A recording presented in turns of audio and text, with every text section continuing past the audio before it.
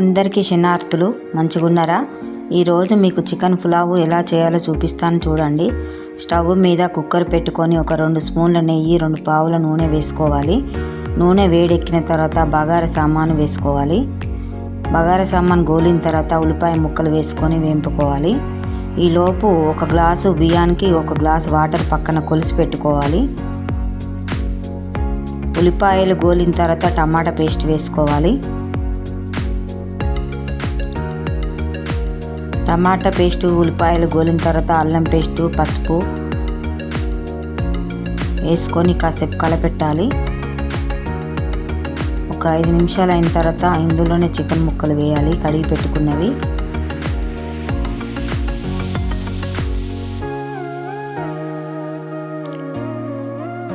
Chicken బాగా గోలింది, ఒక 5 నిమిషాల తర్వాత గోలింది అన్నప్పుడు మనము ఇందులో కారము, ఉప్పు, గరం మసాలా పొడి వేసుకోవాలి.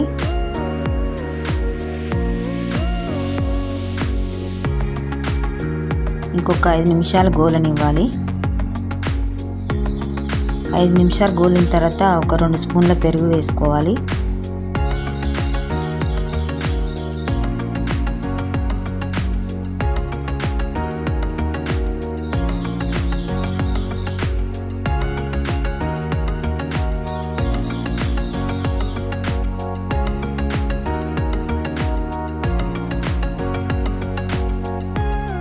చికెన్ గోలుతుంది అన్నప్పుడు ఇందులోనే మనం పచ్చిమిర్చి యాడ్ చేసుకోవాలి. ఇప్పుడు పచ్చిమిర్చి యాడ్ చేసుకున్న తర్వాత కొత్తిమీర పుదీనాకు కూడా వేసుకోవాలి.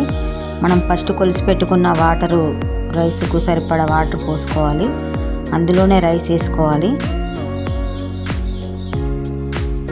రైస్ వేసుకొని ఒకసారి కలపెట్టుకోవాలి. కలపెట్టుకొని కుక్కర్ మూత వేసుకోవాలి. కుక్కర్ మూత పెట్టుకొని ఒక 3 విజిల్స్ వచ్చే వరకు స్టవ్ పుల్లు పెట్టుకొని ఉడకనివ్వాలి. అంతే, 3 విజిల్స్ వచ్చేసినాయి.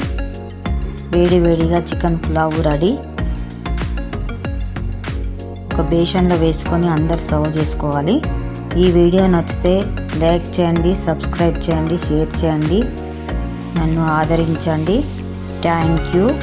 మీ వేల్పుల లక్ష్మి.